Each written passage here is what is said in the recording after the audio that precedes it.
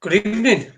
Apparently, this hangout is live on air. My name's Jason Holmes. This is Raconteurs After Dark. It's a Friday evening thing, and I thought, as we're sort of going through a transitional point, I thought that I'd take this opportunity to get Adi on a Friday night after dark show before he buggers off to Thailand. So I've got Adi with me. Good evening, Adi. How you doing, mate? I'm all right, mate, but I'm just cleaning my glasses. Hang on. Oh, is that why we can't see you? Is that why Yeah. your camera's not working?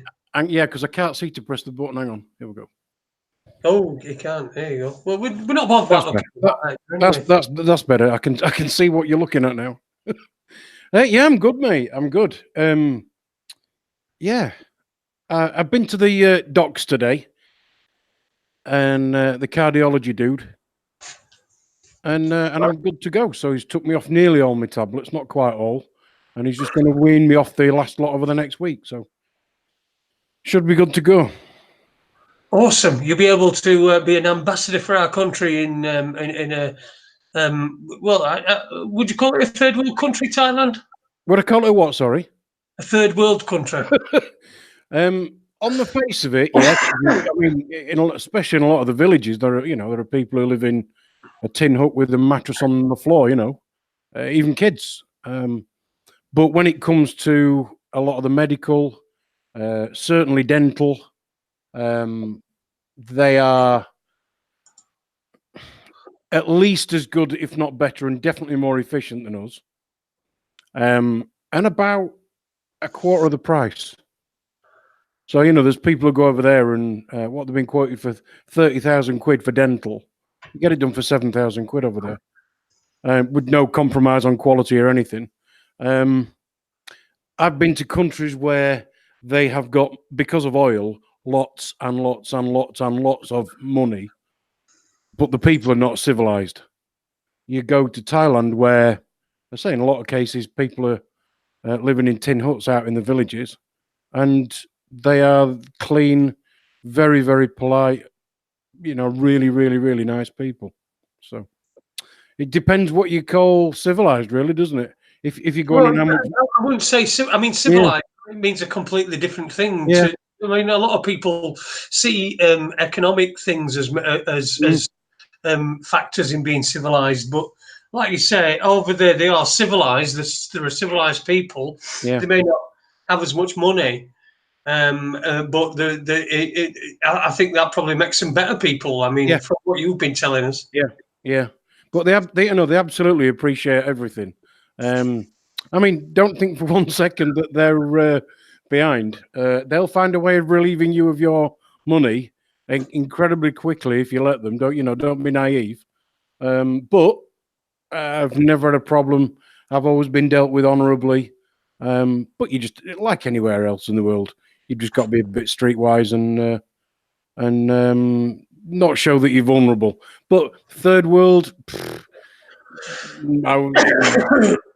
technically, I guess, but not in practice. Certainly not these days. No.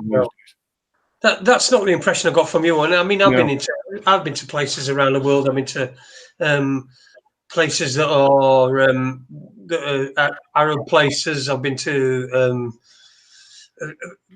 good, nice Arab places, and I've been to not so nice Arab places, and even places such as Israel. I mean, Israel. And I won't go there now, but there were parts of Israel that were just like dog shit, really. Part of Palestine, shall we say? Yeah. See what we've got in chat room anyway. We've got Matthew Caddy. Good evening, Matt. Uni Black Sister. Good evening to you, Ron.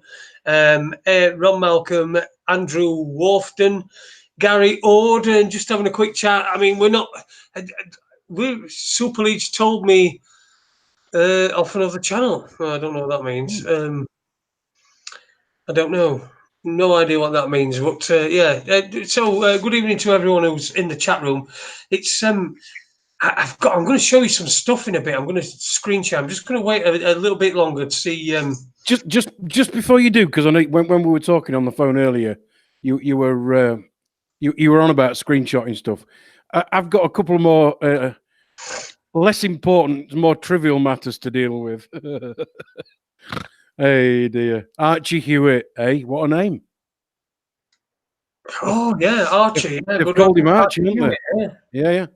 Another little ginger bastard that we're going to have to fucking. Well, see, that's another thing I was going to talk to you about. This kind of leads into you just saying that, and I swear that wasn't planned, was it?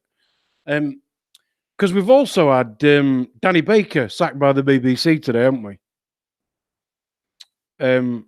For yesterday, weren't it? Was it yesterday? For retweeting apparently a picture of a I've not even seen it, but apparently a fairly well-dressed couple with what would appear to be a baby, which turns out to be a chimpanzee. Anyway, and he's been sacked for it because it was supposed to be racist. Which I need a rant. I need a couple of minutes rant. And a lot of people are going to disagree with me. All right. When I was a kid, sticks and stones could break my bones, but words could never hurt me. Okay. That was told to me by my aunties, my uncles, my older brother, my mum, my dad, just about everybody that I saw as an authority figure. Teachers at school, right? And if you got 10 kids playing football in a playground, you'd have, and there was one that was English, one Irish, one Scottish, and trust me, at my school, it was like that. English, Irish, Scottish, probably somebody from the northeast, because they were all steel workers. But then, of course, you'd have a guy who was ginger. Then they started to get the Indian guys in. Then a lot of the black guys came over. So talk about mixed, unbelievably mixed where I came from. And then, of course, once I was a little bit older, and we then started to get all the Pakistani immigrants coming in as well. And you'd then get the Indians and the Pakistanis arguing. And of course, at that age, I didn't realize that these two guys looked the same, but were completely different. Because one was Indian and one was Pakistani. Now, then, the TV programs. Sorry, so you just said Sorry, I've got to interrupt you, AD. Yeah. Just because it's Raconteurs After Dark and it's after 9:30, you went now. Then, so I think that was your you were sort of a Freudian slip into an impression of Jimmy Savile. No, no, it won't. Now on the television, then there was loads of, and I'm talking like before Spitting Image. There was loads of what we would now call politically incorrect stuff, like Get Some In. What was that one where that guy said he lived next door to a bloke and his neighbour was a nignog, and that was on the script that they used. So all this stuff back then was sticks and stones, but everybody was fair game, black, white. A lot of the stuff that a lot of the comedians did was about religion, and everybody was fair game. You could take the piss out of somebody's creed, colour, religion, sex, sexuality. Anything at all, didn't matter. Everybody was fair game. Because sticks and stones can break my bones, but words can only hurt me. Because if anybody says something that instigates or makes somebody else go out and be violent, we've got laws for that, and we should have laws for that, definitely. But nowadays, anybody says anything about anybody that somebody takes offence to, for any reason, and they're being racist, they're being somethingist. Well, fucking hell, grow up, for fuck's sake. So when you get a tweet retweeted by a guy who was an excellent broadcaster, and you might not agree with everything he says or everything he does. I like a lot of the stuff he's done in the past. A lot of the punk movement wouldn't have existed without him. So there's this guy who's worked in broadcasting for years, and whether he naively retweeted or just simply retweeted, or who actually thought this is racist and funny, but I still like it, don't fucking matter. Because sticks and stones can break your bones, but words will never hurt you. And for everybody who's screaming for political correctness, fucking grow up. Well, yeah, it's just a part of this time that we're in. It's the mob mentality. We've got a mob of people that decide that they're going to be offended on behalf of somebody else, Yeah, because they probably, in their mind, their silly, I don't know, petty world that they're in, that they probably perceive that that person isn't empowered enough to be able to do that, to be able to defend themselves, to be able to protect themselves. So they feel this righteous. I don't know whether it's this white self-hating sort of thing. It's mm, um, people don't like themselves because they're white, and they consider. I really don't know the mentality, but you know what? You've got these people that are offended on behalf of somebody else who probably isn't. Well, it won't be offended. Nobody's going to be offended by that. yeah. I If mean, anybody, do you know what? I've seen the photo. I've just looked at the photo. You can see the photo. It's a very well dressed woman and man walking out while holding hands with a very well dressed chimp. Now, as far as I'm concerned, tea drinkers could be offended by that. yeah, true. Yeah, You know, yeah, yeah. And you know, it's just fucking. I, it's all the political correctness that pisses me off, because if somebody says, I'm a fat balding guy who's got Bell's palsy, so half my face don't work properly, and I swear too much, and my views might be seen as extreme, well, I'll take that. That's, yeah, all right, not a problem, because it's true. But I'm not offended by it. Now, I'd be offended if somebody said to me, "You are all these things," and I'm offended by that. I'd be offended that they were offended, and I'd want to punch them for being fucking stupid and childish. Grow up, sticks and stones. If somebody violates against somebody, that's a whole different ball game. Or if somebody's encouraging other people to be violent against it, that's completely different. But for fuck's sake, sticks and stones. We're all adults. Well, I thought we were. we're not Delaware. We're in a state of like this. We got half the people that are looking to blame somebody else or something else for their own problems, Mm. and then you've got the other people that are then trying to make everybody feel bad for stuff that's going on. I mean, we talk to climate change, for God's Oh, it's sake. gone mad. Have In a the past day couple off, of weeks, it's gone for mad. fuck's sake. But Theresa May's not been in news, So and Brexit and this. Oh dear! I mean, fucking climate change. Just do me a favor. Listen, if you're serious about saving the environment, and I know that there are environmental issues that really need to be sorted out. Carbon Yeah, is not one of them, it and fucking the isn't. other thing is not to fucking is I think the biggest thing for me is plastic in the oceans. Yeah. Right? And so the easy way to do that, if these governments were really, really committed to doing that, they'd just simply ban single-use plastics. They just Yeah. ban it. Yeah. And then the plastic would be like if you got a toxic substance. So when you couldn't just chuck it out, you'd have to recycle it. Mm. It'd have to go to a place. It'd have to have a special thing. And if the plastic, ban single-use plastics. If they do that, then we can start cleaning things up. Things can start to be cleaned up. I mean, environmental things for me, such as digging up copper to make spark plugs, when the spark plugs that you use in an engine, and forget about electric motors and whatever, I'm just using this as an example, rather than change them every 6,000 mile when they don't need changing, change them every 12,000 mile. I get all that, because you're not wasting a raw material. And everything comes from, let's call it Mother Earth, because everything on the earth comes from the earth. Otherwise, it won't be here. And I completely understand that. But when people say we're going to save the planet, I just think, you arrogant fuck.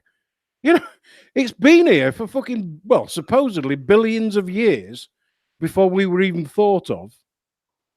And we're nothing but fucking fleas on the earth. And some arrogant little shit thinks that, because he reads The Guardian, thinks that he can save the earth.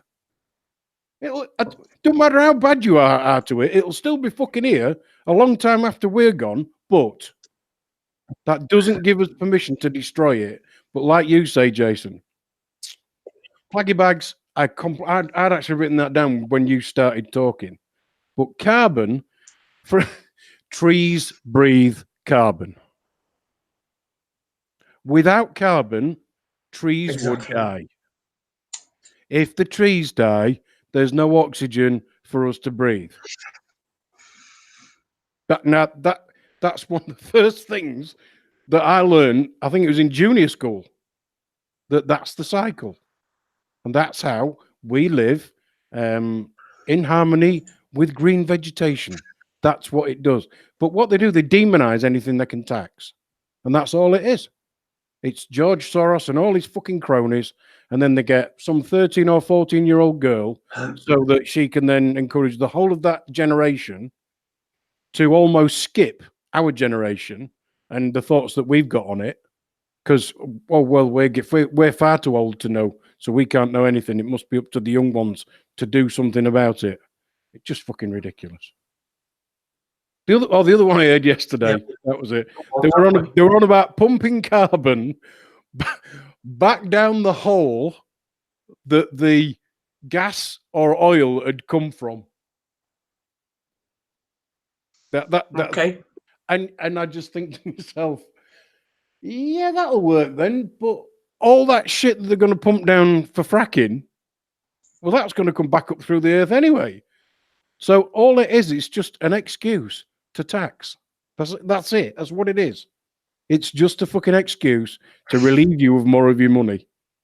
It's an excuse. I remember the first time when, and this is years ago, Jason, and you said to me, "What do you think to acid rain?" And I went, never really thought about it, but I heard that term for a while, because after that they called it global warming. And then they realized that it wasn't getting any warmer. It had actually got a bit cooler. They started to call it climate change. But if what they taught me at school is true, we had the Ice Age, or did we have a couple of them? You know, well, they didn't happen with fucking global warming, did they? Do you know what I mean? The Earth, if it is what it is and what we're told it is, it gets hotter and colder, just like we have weather that gets hotter and colder. But we'll have to tax you on it because it's carbon. Well, they always blame carbon. They're blaming carbon. It's something that I suppose they can measure. And when you're talking about somebody who, you know, when they're talking about they're going to put it back down the hole that it came out of, or where they drilled the gas from. I mean, that's just somebody that's come up with some computer graphic and then got a government grant and an grant of millions or perhaps even billions of pounds. Yeah. This never ever comes to fruition. It's just a way of milking money away from the. I mean, we all pay taxes into EU. I mean, this country pays into EU. EU would probably pay this company that we're talking about, who's come up with this idea that they can reduce carbon. I mean, we're going to reduce carbon by 90% by 2029, and you know what I mean? I mean, who's going to dig that story up? Yeah, but you know what will happen, don't you? In 30 years' time, we'll have a carbon shortage, right? And what they'll do, they'll look at remining this carbon that they're forced back down this hole again. But they're not even doing that, though, are they? I think they're just making it all up. It's just like we've got this idea. You know, nobody ever does. Oh, I mean, there's all these scientists and they come up with these plans on computers and everything. And someone comes and pats them on back and says, "Well done, you've implemented the shit that we put into your brain correctly in this manner. And now this company, you're going to be in charge of development of carbon masturbation centres where people are going to masturbate, and when they're masturbating, when it gets to the point of the vinegar stroke, the carbon that they emit is going to be captured and placed down the well. And so he said, just utter fucking bullshit. All these jobs, all this nonsense, all this money. It's just about the money. That's all it's about. It's not about research. No. It's not cancer research. It's not about research. It's about fucking how much money can we get out of you. Yep. Let's make you feel fucking bad because your friend died of cancer, or your parent died of cancer, and you get, because you sat there and you're thinking, well, why has this happened? Is there something I can give back? Because you feel like that, don't you, when someone's died? Well, what you have to do is get a pink t-shirt. Yeah. They exploit that. That's what they do. So instead of that person going, thinking, right, I really want to do something. So instead of that person going down to the local hospice and saying, can I volunteer, even if it's an hour or two a week? Yeah. And just sit with somebody who's perhaps not got anybody or do that. Instead of that, right, they'll get all the mates around, they'll dress in pink, they'll have shit written all over them, and like they're on a fucking end night, run around, fucking diving fucking thing, and all they're doing that for is to pay for the fucking salaries of the people that are running this scam. If you really want to do something, if you really feel, and you think to yourself, I want to do something, I want to try and give something back. Don't get to charities. That's a cop out. It's like you're exchanging your goodwill for a few pence or a few pounds or whatever.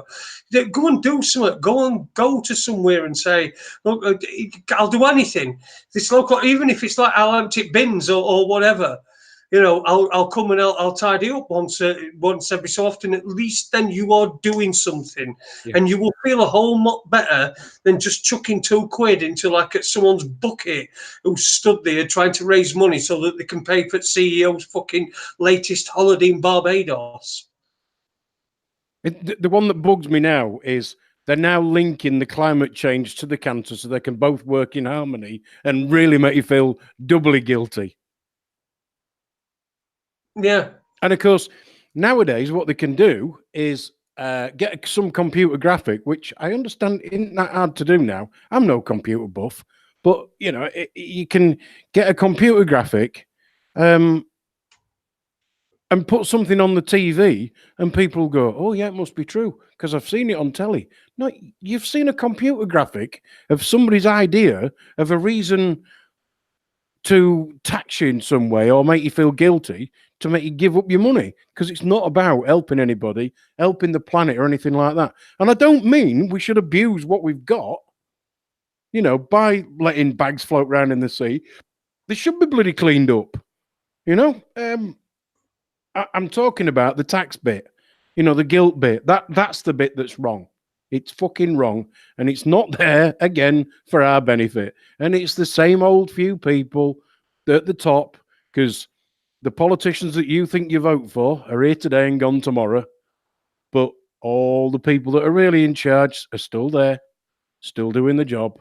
And all the politicians that you think, and that just keeps you distracted so that you choose a one fucking more lemon with a different coloured tie on to take place of the last fucking lemon with a different coloured tie on. And that's all it is. Well, you're right. It is that is all it is, and the environment has been.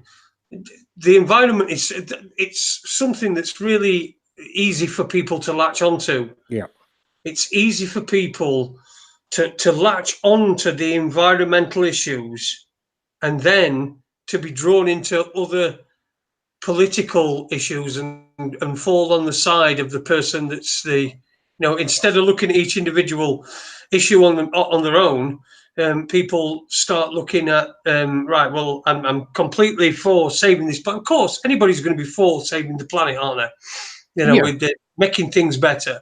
They're uninformed. They don't know what the fuck they're talking about. All they know is what some cunts fucking said. Somebody said, "Oh, we've got this computer thing," even though in 1989. I think I saw someone on Facebook, and it was a report. And in 1989, there was a report that came out in 1988 or 89, but a report came out that said that the global temperature would have risen by 7 degrees by the 2000. Yeah. And that Norfolk was going to be underwater by then. Yeah, all this sort of stuff. And they just keep doing it and keep laying the same crap. And have you noticed it's a 12-year? They always come up with this, in another 12 years. Well, that's what they said 12 years ago, and 24 years ago, and 36 years ago. And it still hasn't fucking happened. No. I don't know why they come up with this 12, but they do. And just, I know a lot of people are old enough to have seen this just keep going round and round and round. But it does. It just keeps going round and round and round. But the one thing, climate change in the past 2 or 3 weeks has really, really been ramped up. Really ramped up. Every time I've heard a radio or a TV or whatever, it's all been climate change, climate change, climate change. Although this morning I did hear somebody on, I think it was on the BBC, actually say global warming, which did alarm me a bit because I thought they'd drop that one. Well, they probably have, but it were probably just guests. You know, they get these guests on, and they get the BBC are notorious for it. And I remember listening. I was listening one night. It was really late at night, but I was driving home, I think, from a gig, as it were. And I were listening. There were a bloke who had phoned into it's phoning on late night on, I think it was Radio 5 Live. And I was listening to him, and they were talking about, I think it was somewhere around about the time of the riots. And the guy who phoned in said, "I've lived in this constituency. I've lived in this constituency all my life. I've lived here in Westminster all my life." And I thought to myself, if someone who's lived in Westminster all their life is not going to mispronounce it. No, he's not, is he? Minister, eh? Yeah, he's not. He's going to call it Westminster. Yeah, and he called it Westminster. Yeah. So you could then, I just thought to myself, this cunt's just, it's just a, you know, they must have a load of people on standby to come in and they tell them what to say, and they'll do it just to be on radio. I know they do. I know for a fact that they do that sort of thing, and it's just fucking ridiculous. You can't go on to. You can't get anything at all. You can't trust anything at all that you get from BBC. Nothing. No. I wouldn't trust the BBC if they told me that I got an enormous dick. I wouldn't. No, it's just another example of how upside down and inside out and back to front the whole fucking thing is. Because the people that we should trust are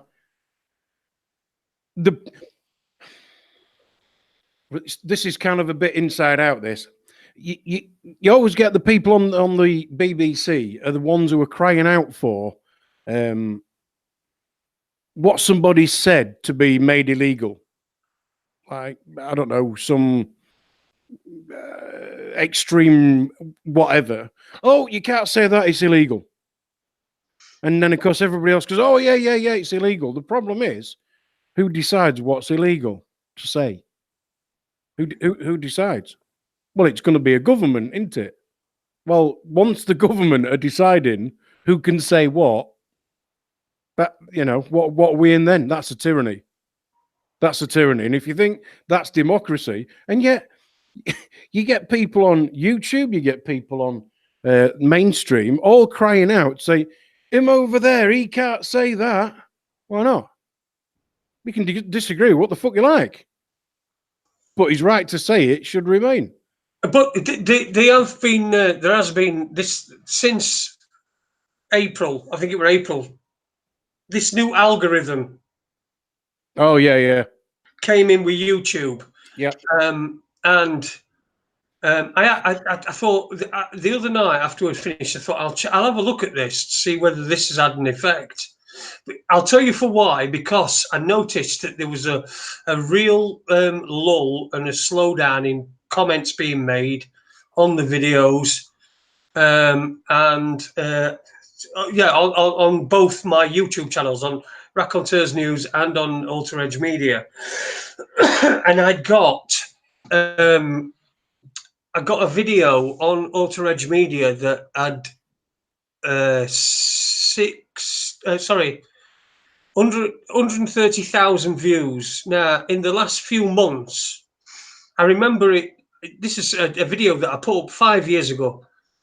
And suddenly, I was just getting comments and all this sort of thing. And I kept looking at views, and it went from something like 40, 50,000 views to 130,000 views. It's on now in a very short space of time. So anyway, last night I had a look on the analytics, and I'm going to share screen. I'm going to find the. Let me just find the. I'm going to find the.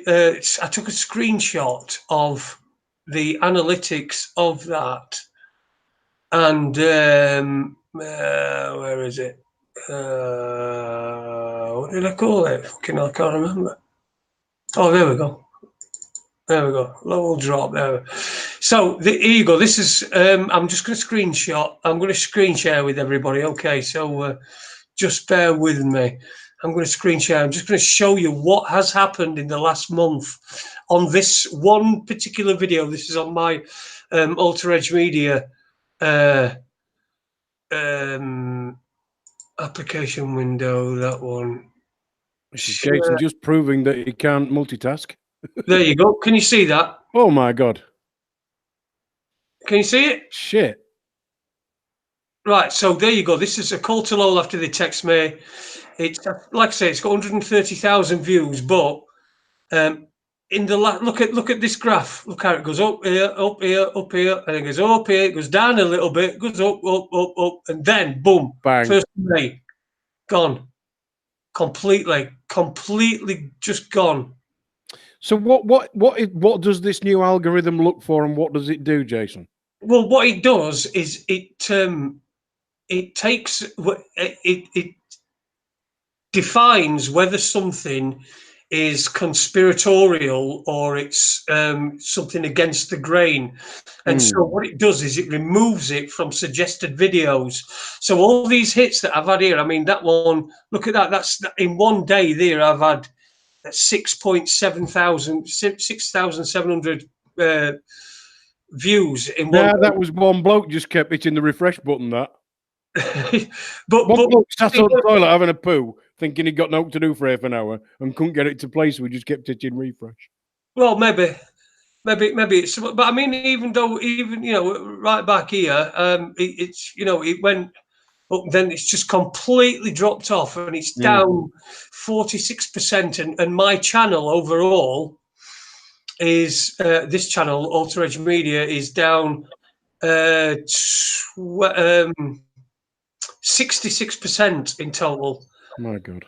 I also looked on the Raconteurs News one as well. I'll just stop sharing, then I'll find the Raconteurs News one. Yeah. I'll find that. So I'm going to find that, and I'm going to show you how low it's gone, because what's happening is they are not putting us into suggested videos. So if somebody watches something that's similar to our video, like Lowell in that case on that one, then my video would come up as a suggested video afterwards, and that's where it's been getting all its clicks. Well, they've stopped that now because it's considered to be against the grain. It's not some dickhead fucking standing on the roof going, "Hey guys, I'm going to go and fucking go to Japan," and all these stupid fucking internet cunts that there are about. They're just pieces of shit. I'll just find the Raconteurs News one. Blah blah blah blah blah. Sorry, dude. I'll find the Raconteurs News one, and I will. I'll put that on screen share as well. My channel, your channel. There we go. Analytics. Where's analytics? If anybody ever said that this was pre-planned and pre-recorded. Yeah. Yeah, fucking hell. The thing is, at least everybody knows that what we do is from the heart and honest. You know, and Yeah. if we fuck Oh, up, yeah. we'll go, No, we fucked listen, up. if they don't have to listen, do they? Mm. How do you find out where fucking...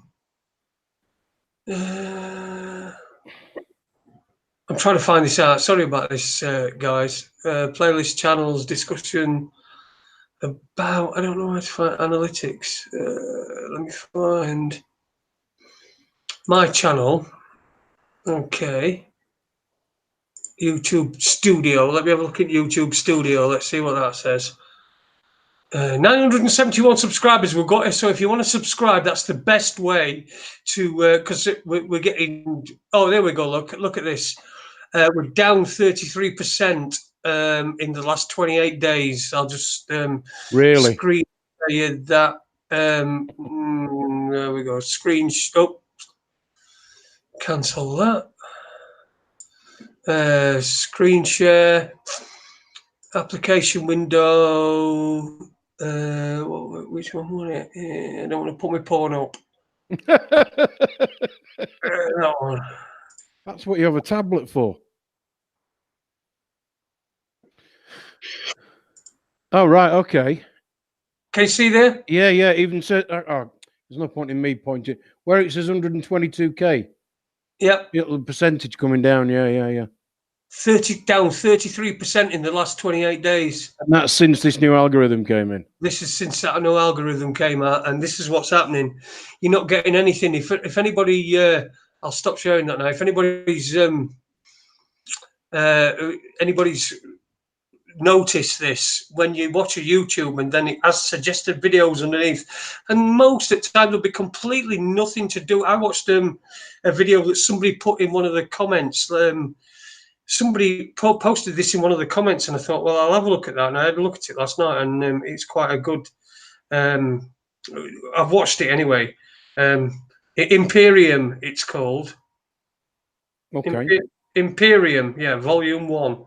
And it's all about child sex trafficking and all that sort of thing. It's pretty well put together. It's other documentaries, bits of other documentaries put together. So it's Imperium. I think it's got 10 parts to it, but I think it's going to be in 2 volumes because we got up to part 6 on the first one. So thanks to the person that pointed that out to me.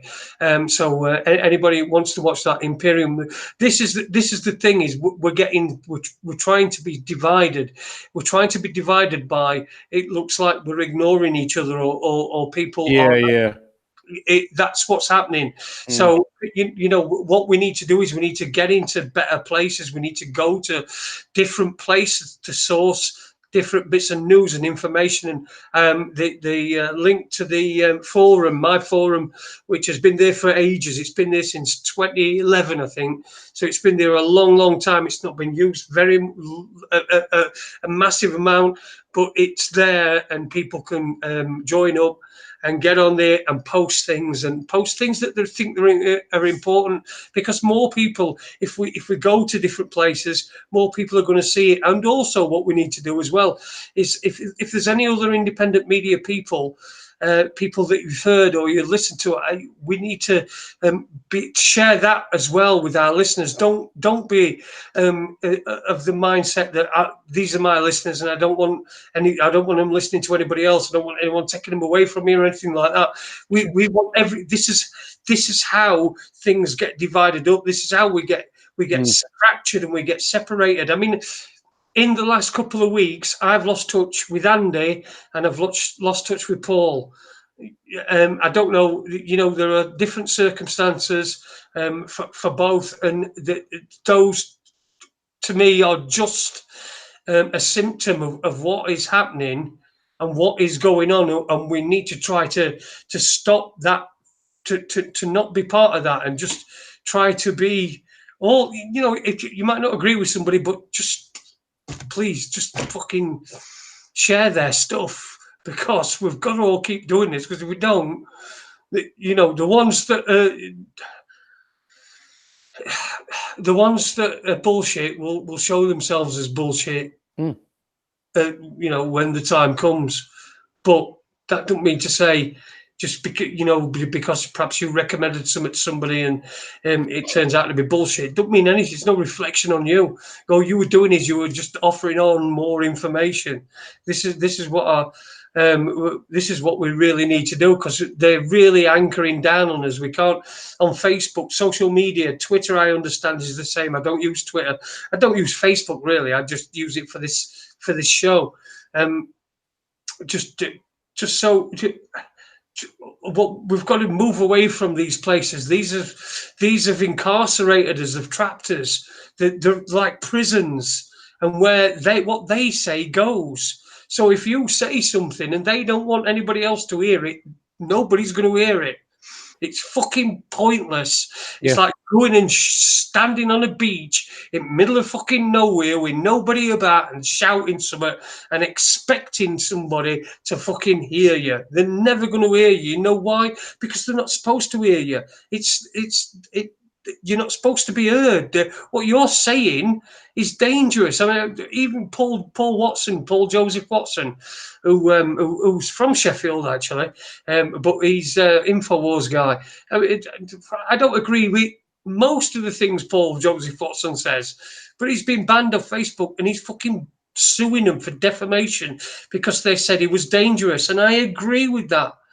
When ideas become dangerous, that's when we're in a fucking whole lot of trouble. Where will we be with our ideas? And when you snuff out most of the ideas due to people self-censoring the language due to this political correctness crap, where Danny Baker, a broadcaster for years and a really good broadcaster as well, he's got to fucking he's got to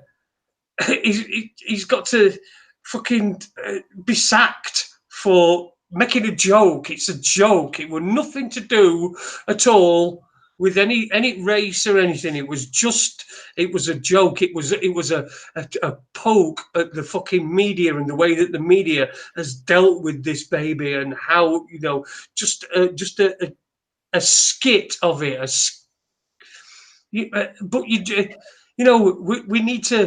We need more Danny Bakers. We need more people going to fucking do that are going to say, no, listen, if it's fucking funny, it's funny.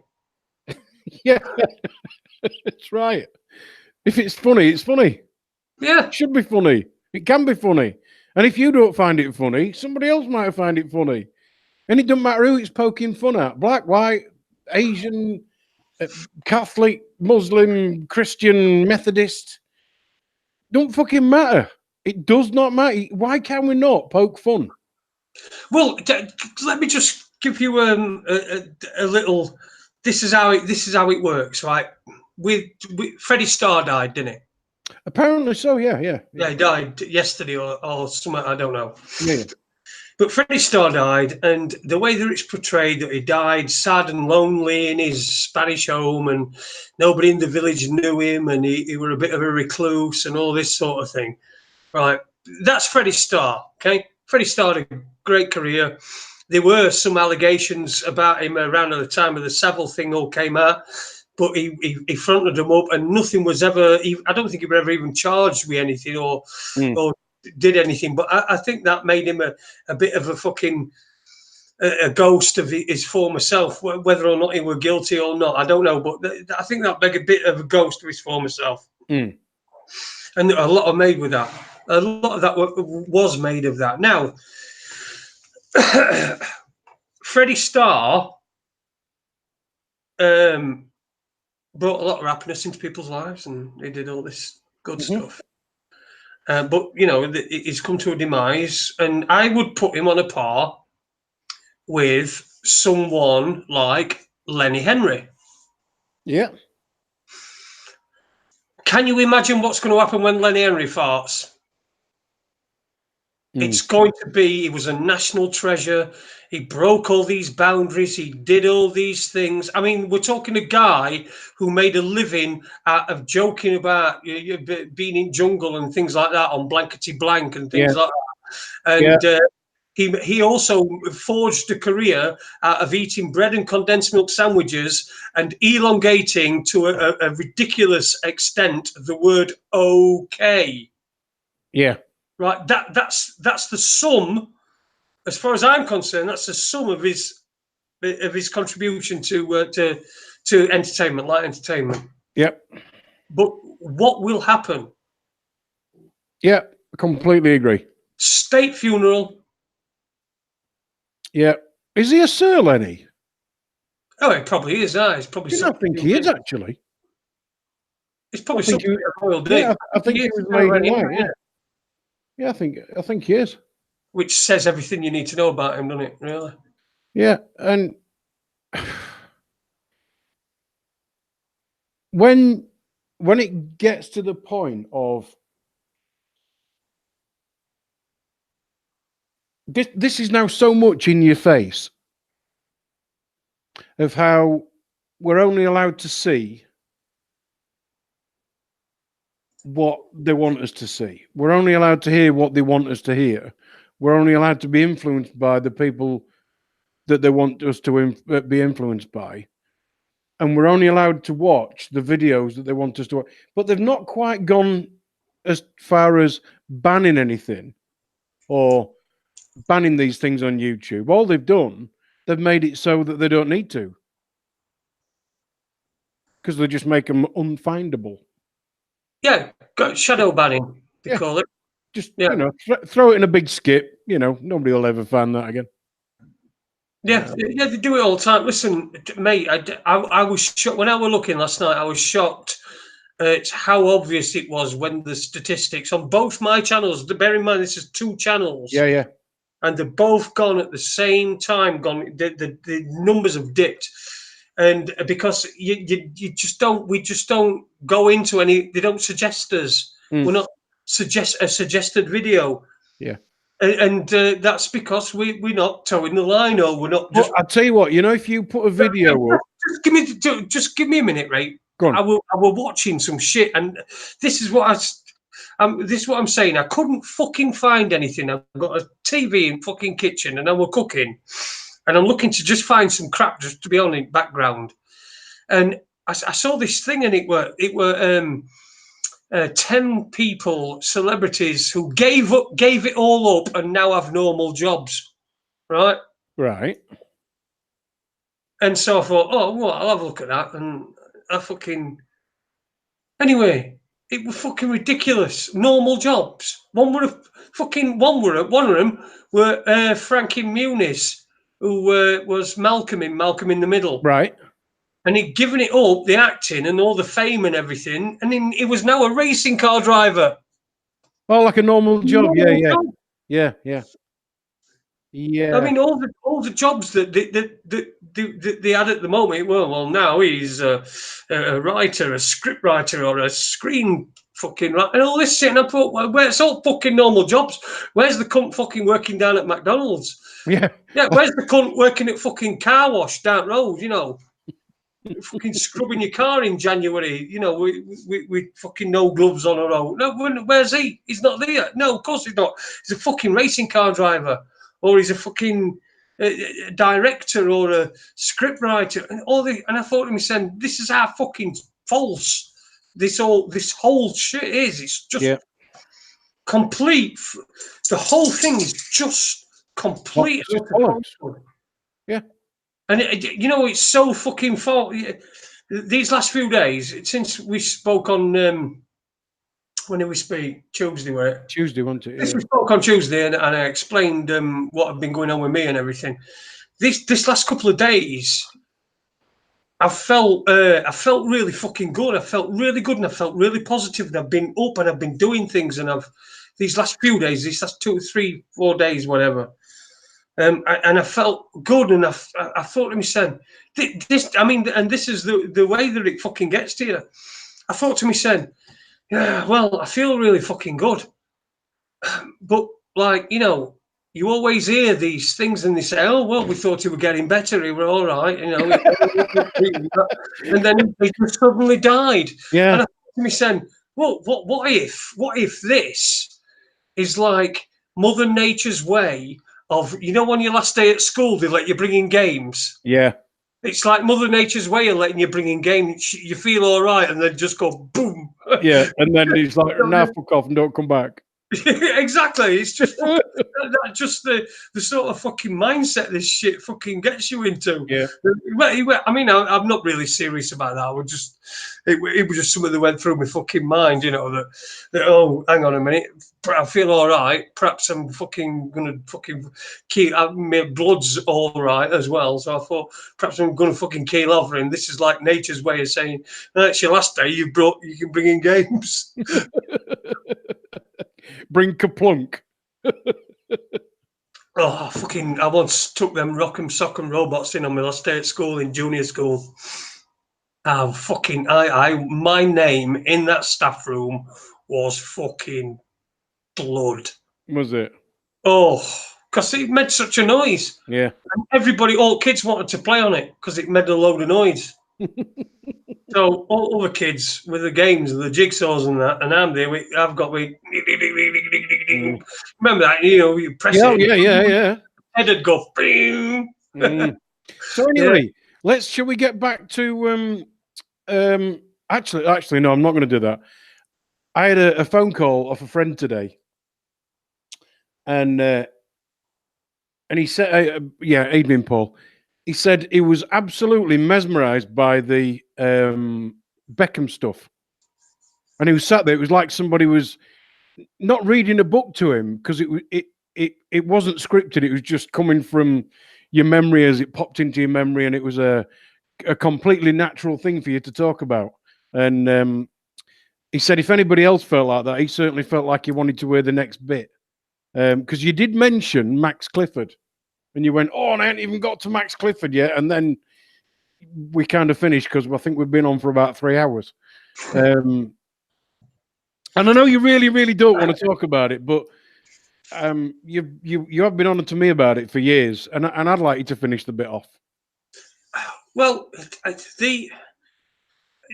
spoke to I got a text message off Super Leeds, who is in the chat room tonight, earlier. I think the day after that we'd been on, and he said, I've been waiting for years to hear that story, and it weren't quite what I expected. But I did, like I said to him, as you can imagine, I've told this story about 1 billion fucking times, and I haven't told this story for quite a long time. Yeah. And so right, all right, Max Clifford. Well, I'm on bail. Let me think. Were I on bail? I think I must have been on bail. I was on bail. So this is after you've spent 24 hours in a police cell. You've done all that shit, and they've kicked you out. Well, yeah. While I was in my cell, before our question, let me rewind back. But the following morning, when I went to see my solicitor came, and he says, I've told me things off and everything, and yada yada yada. I've got you all day, and so I told him all the stuff and everything, and he just said to me, he said, well, what I would have done, he said, I would have, I'd have been in touch with my friend Jeremy Beadle, and because Jeremy Beadle wrote the foreword on one of his books, Steve Smith author, have a look at it.com. Jeremy Beadle wrote one of the forewords on his book, one of the, the Steve Smith's from Rotherham, isn't he? Because I've got I ain't spoke to her for a long time, but she was big mates with Jeremy Beadle, and she was from Rotherham. He's from he's Wilfred Smith and Son, I think it was called. Yeah. I know Jeremy Beadle's incredibly well read, like literally a bookworm, like thousands of books. The sort of guy who'll read a book and a half a day, just when he's got nothing to do. I think Steve had met him at like he'd been a speaker, an after dinner speaker at a place. Right. I think that's where. And anyway, they became friends, and Jeremy Beadle ended up writing. I don't think it were on the the little hand. The other hand. He used his proper hand. Yeah. With his pen. Yeah. But he wrote the foreword for one of his books anyway. So he'd said to me in the I can't remember when it was, but he'd said to me at some point in the police station, if he'd got in touch with me, I'd have got in touch with my friend Jeremy Beadle, and he'd have got in touch with Max Clifford, and would have started it at £250,000. And I said, well, all right, well, whatever. Anyway, few weeks later, sorry, but it's that long ago, and I'm doing it from memory. A few weeks later, I get a phone call from a woman who's in Max Clifford's office. I can't fucking remember her name, but she was calling me from Max Clifford's office. And essentially, they were asking me if I wanted to, like, I can't remember, make some money from my situation. Mm. I can't remember whether I could or I couldn't. I didn't, but I'm saying I can't remember whether I could or I couldn't, whether I didn't because I couldn't, or I didn't because I didn't want to. But they wanted me to get, they wanted me to be seen out and about with Rebecca Lewis, who was a woman that had been having an affair with David Beckham in Spain at around about. That's right. I'm thinking, why do I recognise that name? But I kind of do get that. Yeah. So they basically wanted you to hook up with her so they could manufacture some kind of bullshit story. Yeah. I don't know what it was. I genuinely can't remember, and I don't trust myself to think back to. I can't think the same way that I used to think at that time. So yeah. I can't make a decisive decision one way or another whether I couldn't or I didn't. But I didn't anyway. Yeah. But I got this woman on. Oh God, there was fucking else happening and all.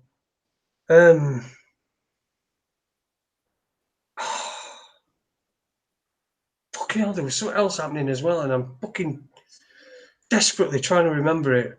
But anyway, all that stuff. I got fucking Max Clifford Associates, and I got fucking. I got fucking.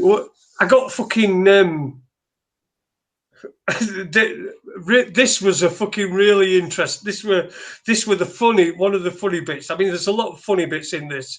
There's lots of bits. It were a terrible time, and I were a fucking wreck most of the time, and I were pissed most of the time afterwards because it would just what had gone off were just fucking raging and bizarre. I got this fucking. I got this solicitor just rung me out of blue. Just phoned me out of blue, and he says, "Evening," and I think it were late. It were really weird. It were either a Friday night or a Saturday night or a Sunday night. But it just suddenly rung me out of this bloke. Just rung me out of blue, and he says, "Evening." He says, "I hear you've got some legal problems," and I said, "Who am I speaking to?" You know. Oh, right. He says, "I'm here to offer my services to you for free, obviously, pro bono." And I said, "Okay." He says, "Yeah, my name's Jed Hale." Right. I subsequently, I had a chat with him. I told him what had gone on. Oh, I can help you. It's going to be pro bono work. And he was one of these that.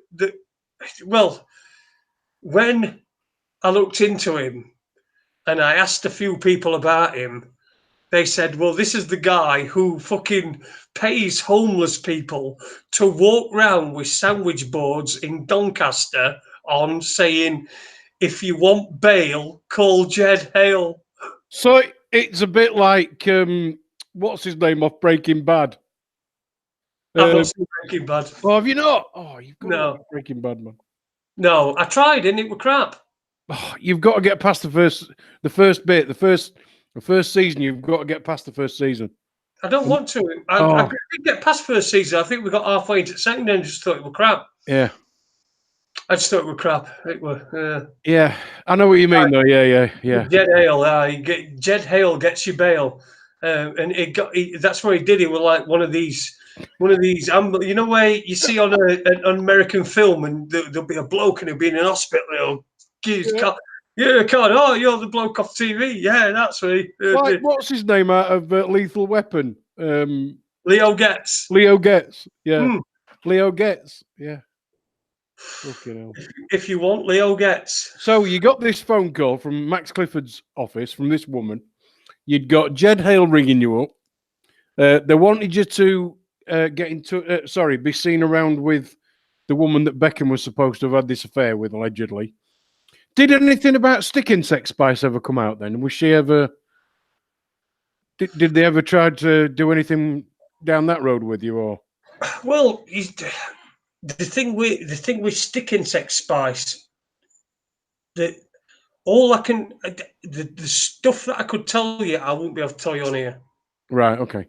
I could tell you some fucking real proper stuff. I couldn't tell you on here. Oh, you mean things that were in the file? Things that were in the files. I just can't. Well, I can tell you she don't take sugar in her tea. From when I made her a drink at Viking FM when they came in when I worked there, before they were even famous. But did you stick your knob in it? Sorry? Did what? Did you stick your knob in it? No.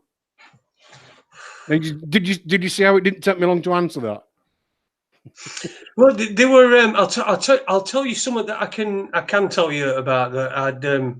You see, on the computer itself, this was obviously the fucking managing director of this security company, this Chase Security that did close protection. Well, they did all sorts of stuff. Peter Constantine. Yeah. Now he was staying in touch with the person running the Beckham people's affair, the Beckham's affairs, which was Tony Adams, which is Victoria's dad. All right, okay. So I saw it was sending faxes.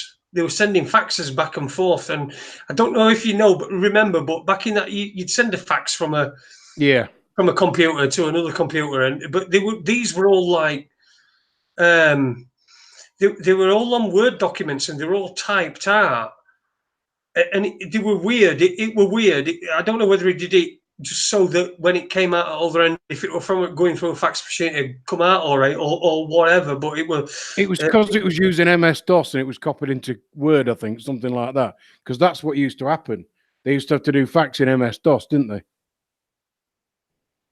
I've no idea, mate. I've got a fucking clue what you're talking about. All right, okay. Fucking DOS. I ain't done any DOSing for a bit. But I know what you mean. Yeah, they look weird, don't they? Yeah. Here's a little bit that I feel is okay to because people always say to me, you know, because the situation that we're in, I'd sold this to the Sun, and the one question they all said to me was, well, why, if you'd have told them and get it back, perhaps they'd have rewarded you. And I said, well, if you'd have seen what I've seen, you know that they wouldn't, right? And here's an example. They borrowed a couple of BMWs. I think they were X5s, BMW X5s, and these were armor plated. They got, you know, bulletproof glass. They were fucking dogs, but they were like 150,000 quid's Yeah, worth. yeah. Like triple the price of a normal one. Yeah. Yeah. Proper. And they were, they'd said to BMW said, try these, and, you know, because they were looking to buy some, right? So they got 2 of them. Anyway, they goes to fucking Knowsley Safari Park, right? And they go through fucking monkeys, and monkeys jump on these X5s and rip fucking shit out of them. And do something like 15 grand's worth of damage to each fucking one. Ripping fucking shit out of them. Monkeys rip the fucking shit out of them. So then there's correspondence between BMW and the Beckhams asking them if they're going to fucking pay for damage, and they won't. They've just took them back and said these are fucking shit and they won't pay for damage or fuck all. Right. So these 2 cars have got like 30 grand's worth of damage on them because they've decided to take them to fucking Knowsley Safari Park, gone driving through fucking monkeys, probably riling them up and fucking beeping horns, and monkeys have jumped on and ripped everything that's fucking... Like they do. Yeah, like they do, yeah. I mean, you know whose car you go to Knowsley Safari Park in, don't you? You go in some fucker else's car. You don't go in your own. Yeah, exactly. Well, that's what they did. They went to fucking BMWs. Yeah. So, Max Clifford. I'm going to bring you back to Max Clifford. So he wants you to get be seen in public with this bird that Beckham's supposed to be spending time with. Oh, had been. Yeah. Yeah. And what happened from there? Where does Max Clifford come into this? Well, no, not really. I mean, it's just that he were in touch with me, and that just to show that's how it works. Yeah, yeah. You know, when did you feel that you got offered something and you didn't buy it, so then it was they'd do something else and do something else, and then it became a threat, and then it became, and it was just constantly ramped up and ramped up and ramped up. To be fair, I was completely out of my fucking league. I had no idea what the fuck were going on. Right. I had no idea what the fuck were going on. Most of the time, you know, people were asking me things all the time, obviously. I'd got the coppers to fucking deal with, who were being fucking wankers, and I mean utter fucking wankers.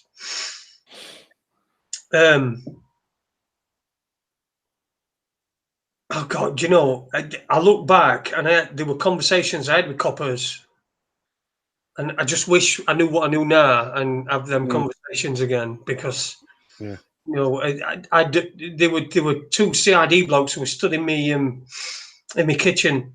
I can't even remember what they were there for, but they were there, and then they started talking about I'd been invited over to the 9/11 memorial at Ground Zero on the day, and I just wish that I had the knowledge that I have now, and then I just ripped them to bits and said, "You went fucking wasting your time, didn't you?" Yeah. Yeah. Well, you didn't waste your time because the people did die, but yeah, but not for anything like the reason you think they did. Yeah, exactly. Yeah. So if we're going to finish that off, then Jason, where did it sort of end? How did it end up? Well, clearly you didn't get paid. You know, otherwise you'd have had flock wallpaper. Well, I had they were fucking hell, I wish I could fucking remember his name, but they were a guy who was the legal guy for the Sun newspapers. I think he did News of the World and the Sun, you know. So that group. And I went on the phone to him and I said, "Look, you've published story. I've got a contract here, and by the way, I'll show you the contract. I think I've got it. I think I've got that contract on here." Because I remember it being front page, wasn't it? Yeah, we're front page. Yeah, front page. No, I ain't got it on there. But I did get I had a contract that said they were going to pay me 20 grand, 10,000 in cash within 24 hours. But it don't mean it means fucking nothing. It means no. I rung up the solicitor, and I was pleased to see years and years later that he were caught up in all the fucking phone hacking stuff. And I think he ended up doing time. Oh, right, because he's the one who got wriggled away out of paying your money. That's the one, yeah. I wrote phone to him one time. He says, "Listen, we don't think it's worth 20 grand." I said, "Well, that's not what you said when we were entering into contract." Yeah, well, we don't think it's worth 20 grand. We don't think it. We'll give you 10. And I said, "No." He says, "I'll give you 10. I'll write you a check now and I'll send it." I said, "No, don't want it." So I ended up with no, but. Mm-hmm. Fuck him. I don't want to. I didn't want devil's money anyway. Now, looking back on it, I'd probably feel crap about having that fucking money off them pieces of shit. Because I certainly wouldn't do it with any newspaper these days. Nothing at all. I won't even wipe my arse on one, I don't think. No, and it's when you're sort of growing up and you think, oh yeah, newspapers. That's what's happening in the news. That's what's happening in the world. And I can't remember the last time I opened a newspaper other than to look at a bird's arse on page 7. Because I happened to be in a cafe buying a salad sandwich for my lunch, and there were one on the table. Do you know what I mean? That's that's the last time I looked in a newspaper. Just never. Well, it's dead now anyway, isn't it? Yeah, and I mean, I had a paper round when I were a kid. I can't think that the last time I saw a milkman, a paper boy, anything like that. It's just gone, hasn't it? Just gone. Well, I was saying tonight, actually, I was sat talking to the missus when we were watching some shitty fucking show on TV, and there were questions about birds, and there were a question about birds, and there were one about how they used to, which bird would it that used to peck the top of your thing and nick the cream? Because I thought to myself, there are people now that are never going to know that. Yeah. Opening up the fucking thing and bastard, fucking birds have been at milk. Off a gold top. Well, yeah, there are people.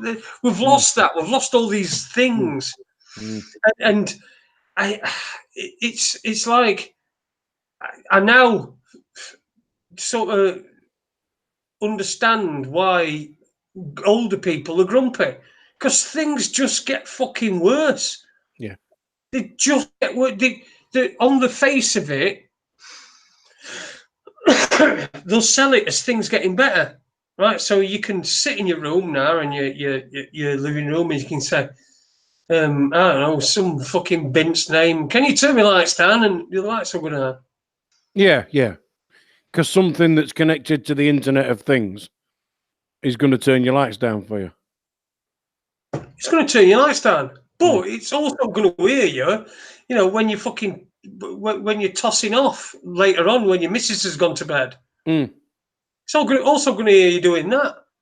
It's going to hear you doing everything. It's going to hear you farting. It's going to hear everything. You row with your missus, or fucking never have a row with my missus, but it just hears everything. It hears everything. Yeah. And there's people that are now going like, "Oh, it's a bit creepy." I saw. I was watching. I put something on in kitchen earlier on. It were David Icke with Jeff. Not with Jeff. No, it weren't Dave. No, David Icke with Eamon Holmes. Oh yeah. Oh, I know what you're going to say. Sarah Khan. Eh? Sarah Khan. The woman who's you were going to mention. Yes. Yeah. She should shut up when adults are talking. She should just shut up. Yeah. Simple as, I put a comment on that. If you haven't seen it, Eamon Holmes is a top bloke because he's clearly old mates with David Icke, and whenever he gets him on talk radio, apparently, he lets David Icke say his bit, and he will intelligently interview him without agreeing or disagreeing, or without trying to catch him out. It's genuinely just an interview. And what that Sarah Khan, she said, well, what do these you can be having a conversation and something will pop up on the next time you log into you go online or whatever, and it'll pop, and he'll say, yeah, well, that's bad. And she said, well, I've never been ripped off. And he said, how do you know? How do you know that you've never been ripped off? What if it's something I want to buy? Yeah, you just think, and she's I don't have to buy it if I don't want to buy it. Yeah. And then what was the other bit she said? I can't. Was it something like, well, if you haven't got anything to hide, well, what about my fucking privacy? Can I not hide that? Well, you should have. Do you know what the fucking answer to that is? Why have you got any fucking knickers on? Yeah, have you got curtains on? Have you got knickers on? Because if you've got knickers on, you've obviously got something to hide. Everyone's got something to hide. You like your privacy. Fucking grow up, woman. Yeah. Stop going in the old, well, it might be, because I might be able to spend some of this fucking money that I'm stealing from this fucking radio show. And the scary thing is, and I think this was part of the comment that I actually put on that YouTube video, was there's Sarah Khan just proving David Icke right. And sadly, she's in a position where some gullible members of the public would actually listen to her and think that what she says has got some kind of credibility. But that's it, isn't it? The credibility is given to those with the most absurd fucking views. The most absurd fucking views get the credibility. Because isn't she on that Loose Women, is it they call it? I think she's on that, isn't she? Yeah. I don't know, mate. I don't watch. I don't know. To be fair, I've never seen her before. I just saw her on that, and I just thought, as soon as she started talking, and as soon as she started saying the shit she said, I thought, I can't really listen to this anymore. Yeah. I think what happened was, unless David Icke says to her, right? Unless David Icke says to her, "You stupid woman, you bint, you daft head, you airhead, go outside and I'd tell you to go outside and clear your head if I didn't think that your head's not clear enough as it is, right? Go away." He had to say that, otherwise I weren't going to be satisfied with that. And that's what I would have said. You're an idiot. Yeah. I think what happened was, Eamon Holmes said that he was talking to his brother on the telephone and said, "Oh, I've got David Icke coming in the studio tomorrow. It should be interesting. You should listen." And his brother said, "Oh, yeah, okay, I will. Right, good night then, brother. I'll speak to you tomorrow." And that was the end of their conversation. And then his brother's YouTube had popped up these two suggestions of, you might want to watch this. And so he'd said to him, well, why is that suggestion there? And that's what happens, because these things are listening to you and they're sending you these things. Oh, if you've mentioned that word, you might want to watch this. And that's where this Sarah Khan came in and went, but I've never been ripped off. Fucking. And I if she had ever been ripped off, I don't think she'd know. No, exactly. But that's what Ike said to her, didn't he? He said, how do you know? How do you know? And I think, credit to Eamon Holmes, he was gracious enough to let her fucking sink her own battleship. Yeah, he didn't even need to help her, did he? She'd fucking gone. And I think in the whole 40-minute interview, she said about 3 sentences, and each one of them was just complete and utter fucking shit. She brought absolutely nothing to it. But she's shut while adults talking. She's there to read a script, whether or whatever. Yeah.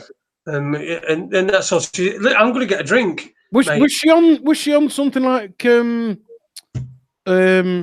what's that? Not Big Brother. That You're Fired. That The Apprentice or something. I think that's how she first. I don't know. I think so. I think that's the thing she was on originally. So anyway, you go get a drink. You'll be back in a minute, won't you? 2 seconds, mate. So it's Raconteurs After Dark with a bit of booze, but you know, sometimes it's good to have a bit of a chat. We've been talking about Archie Hewitt. That's the non-royal baby, the ginger one, and Danny Baker being fired from the BBC for retweeting a picture. And what I would say is, fucking grow up. Not to Danny Baker. We should all be able to take the piss out of each other for any reason whatsoever. I know a lot of people won't agree with me on that, but sticks and stones, you know, if somebody's violent towards you, that's completely different. But it's sticks and stones, you know, it really is sticks and stones. Grow up, because without everybody's allowed to say anything, none of us will ever know everything.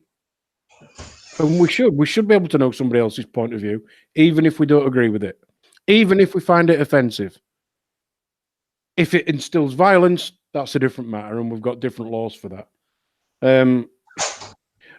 We also had a stab at climate change, because if you watch anything on mainstream at the media at the moment, it's absolutely through the roof. And carbon.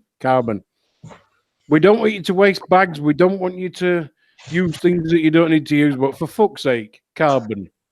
Trees fucking breathe carbon. How the fucking hell can that be wrong? But somehow they've made it wrong. But it's fucking ridiculous. Go on then, Jason. What else we're going to talk about, mate? What else is bugging you? Well, I've got written down here. I was just looking at my notes, and the only thing I've got written down is royal lizard.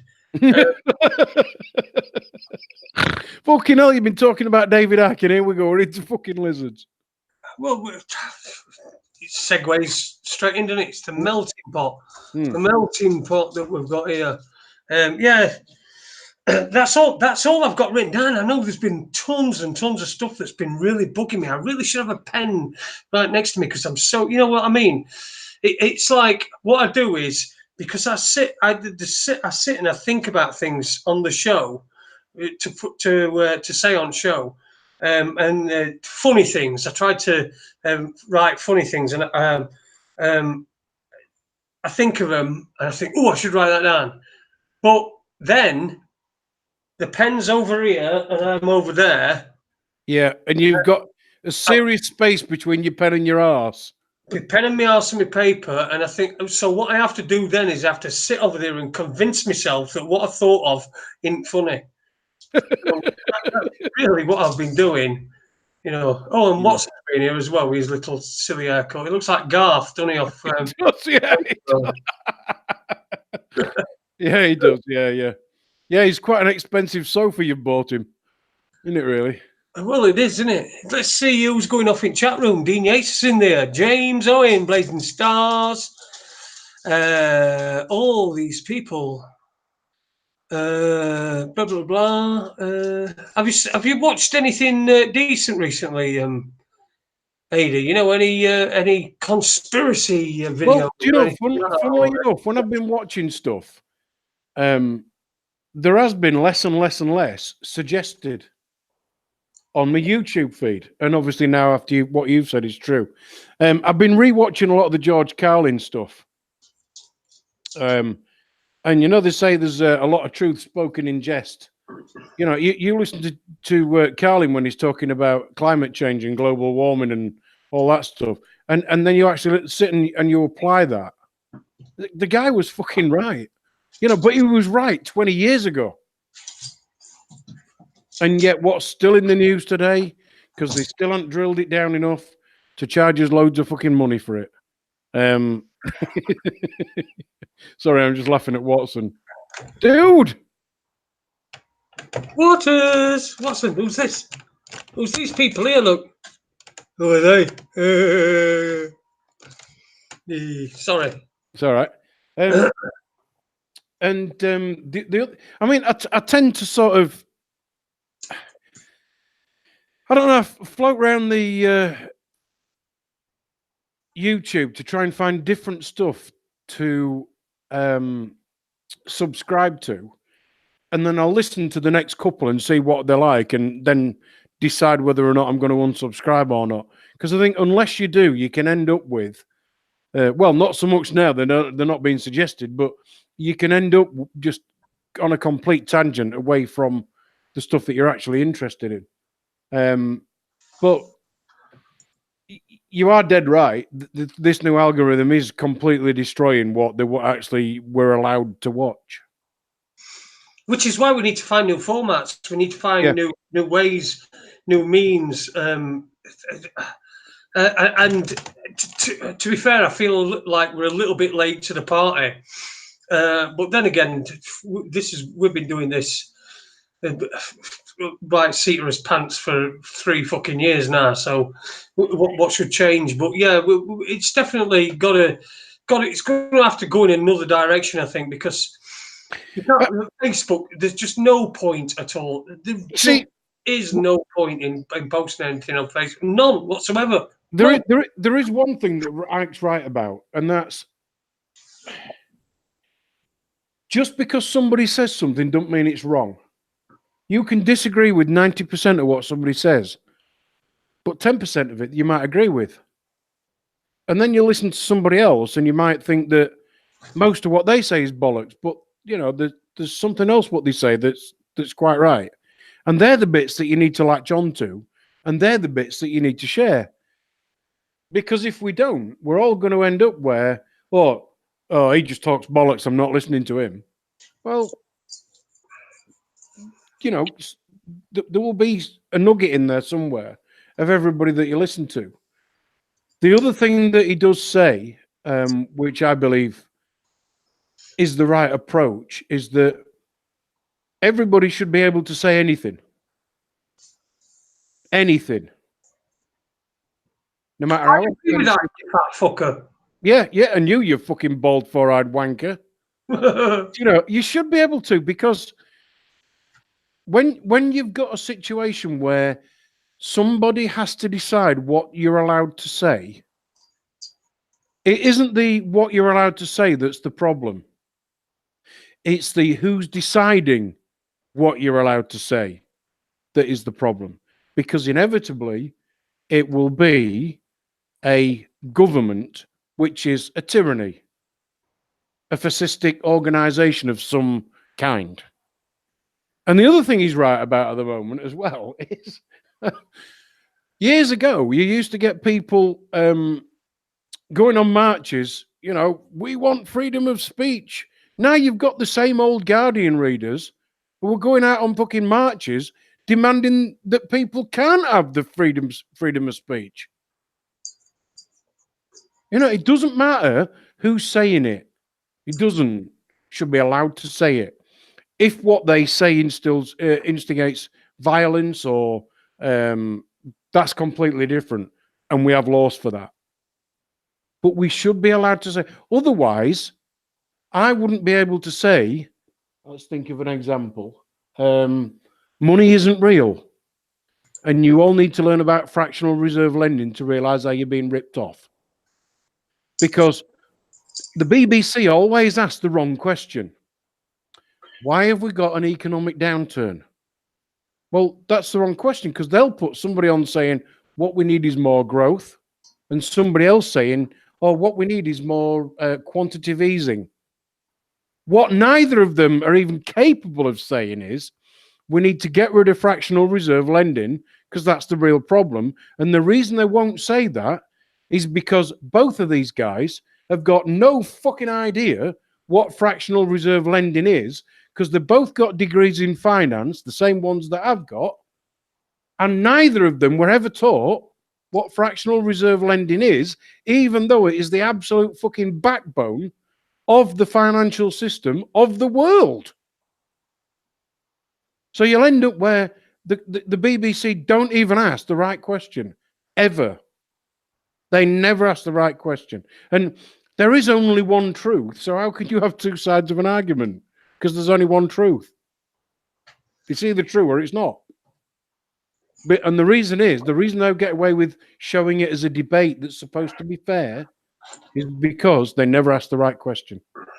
It never goes deep enough. Never goes deep enough. And they never will, because that's not what they're there for, are they? No, they're not. I mean, Absolutely they're not. BBC, for God's sake, they break their own rules. I remember listening, and I was absolutely appalled. There was an Irish journalist who wrote an article, and this is perhaps a year or two back. But there were an Irish journalist who wrote an article that suggested that Vanessa Feltz and Claudia Winkleman were the highest paid women in at the BBC because they were Jewish. Right. Okay. Now he defended himself for a certain amount. Oh, of course, you got the old fucking outpouring of fucking hatred and shit and bollocks. Must be anti-Semitic. Yeah. He got dog shit through his fucking letterbox and all that sort of shit. Yeah. Then he went on the BBC, and this woman were interviewing him. I can't remember her name. I'm thinking Emma Barnett, but I can't remember whether that's the one that fucking they exploited, who died of cancer last year. But she was, no, that was Rachel. Was that Rachel? Yeah, that was Rachel Burden, weren't it? Who they exploited. She was dying of cancer, and the BBC exploited it and made shows out of it and everything. And she died of cancer instead of fucking getting a fucking cure. You know. But yeah, this woman's called Emma Barnett, I think.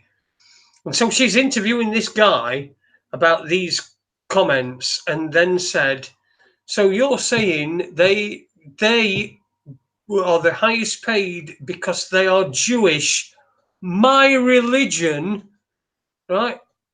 So they've got an interview about anti-Semitism, and they've got a Jewish woman interviewing him. I mean, how is that unbiased? How is that fair? How is that balanced? I mean, and the guy really capitulated, and he was just fucking. I think he was just trying to save his career. I think. I don't think he did, but it was just fucking ridiculous. And that's what where we're at. We media. It's not even media. It's not reporting. It is. It's reporting. It's not journalism. It's reporting. No, it's exactly. Yeah, it's told to report. And they report. It's repeating. Repeat, report, whatever. Yeah. They don't do anything. There's nothing out there. One of my fucking one of my little bugbears is Watchdog. Right, fucking Watchdog. Now this is a consumer program, so this is going to fucking sort you out, and it's going to do all this. Firstly, they've got this token disabled woman who's a presenter. Yeah, I've seen her. Yeah. Really does me fucking head in, because she does mine as well. It's we don't need I'm disabled. I don't want just because somebody's disabled, she's not a very good presenter.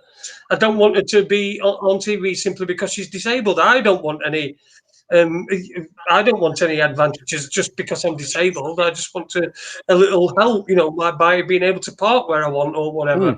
Right. So that for a start. Then secondly, we've got this fucking rogue traders thing going on. And do you know what? And this is it. This is going to save so many people so much fucking money. What they were doing, they were stinging a bloke who was a fucking chimney sweep. A fucking chimney sweep. So it was a chimney sweep. Boom. And he weren't doing his job, all right? He weren't doing his job. But for fuck's sake, is that consumer advice? Who's got a chimney? Anybody in chat room, please tell me you've got a fucking chimney. Tell me you've had your chimney swept. Yeah? See? Nobody can see because they're all scared. Fucking Matt Allwright comes round with his fucking... Well, it was quite funny how he used to set off on back of that motorbike with his flip front up on his helmet. And there's only one helmet that legally you can do that with, and it's not the one that he was wearing. And he ended up getting ticked off because he was riding that road with that flip front helmet up, and they ended up getting him a bollocking for it. And then the guy who was riding the motorbike apparently were busy claiming benefits while he was recording that one. He got done for benefit check. And yeah, I remember that because somebody fucking said it on one of the Rogue Traders episodes. Somebody chucked piss at Matt Allwright and then started taunting him about his mate. Dan, I think he was called. He was called what, sorry? Dan, I think. Something like that, yeah. I think he was Portuguese or Spanish. Yeah, he was Hispanic, certainly, wasn't he? Yeah.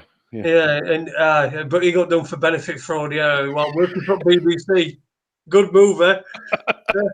Fucking hell. They get for benefit fraud, but they won't get them for fucking bumming kids, will they? The fucking dirty cunts at fucking BBC. Yeah. That's gay, Jace. Someone says Blazing Stars. I don't know what that means. Mary Poppins had a chimney sweeps. Commend a lot of them. That's Steve Owens, yeah. They are. I think the one word that really fucks me off, and bearing in mind, I worked in advertising for a short while. That's what I used to fucking voice, and I just fucking despair that I used to do that. I really do. But when I hear we're consumers, or the other one that bugs me is human resource. You're a human resource. Just fucking think about what that means. When you're at work, you're a human resource, and when you're at home, you're a consumer. Fucking hell. That's what we've got to look forward to. Either consuming or being a resource. We know where human resources comes from, don't you? Go on. Well, resources are generally found under the ground. And so what else is found under the ground? Dead bodies. That's what we are. We're dead. We're dead bodies. We're dead entities. We're human resources. That's all we are. We're just animating these dead entities. Yeah. That's what. As I was walking through the hospital this afternoon, and hey, listen, I can't complain. There's a nice Scottish bloke there. He's done me a couple of heart operations. And he's looked after me, and he's done the bit. A few years ago, I had an equally competent guy who stopped me losing one leg, and then a year later, the same guy stopped me losing the next leg. I can't complain, But the conversations that you hear when you're following staff members down the corridor, and they've all got a lanyard on, because years ago slaves wore a ball and chain, and now they wear a lanyard with a fucking laminate around the neck, don't they? Hmm. And they're having these conversations like, I've got certain percentages on my members of staff, and I've got to do their annual appraisals, and we need to make sure that everybody's within certain boundaries. And I just think to myself, that must be fucking exhausting. Absolutely exhausting. Just to try and get everybody to fit in this fucking box. And the whole style of management is to make somebody better at what they're not good at. Well, won't it actually be better to look at the people that you've got and think, well, Mary's good at that job, so Mary, do you like? Yeah, I like doing that job. That's why I'm good at it. Okay, then Mary, you do that job. John, what do you like doing? Well, I like doing it. Why don't you just do that? Instead of getting Mary to be good at what John does, because she don't fucking like doing it, just leave Mary to get on with what Mary does. But no, the whole style of management is ass-kicking, making the lowest common provider or serving member of your team better. Well, they're good at some. It's just that you're such a shit fucking manager, you haven't found it yet. And that's what the whole mentality of being a human resource or a consumer is. It's all about ass-kicking and making you better at something that you don't want to be good at.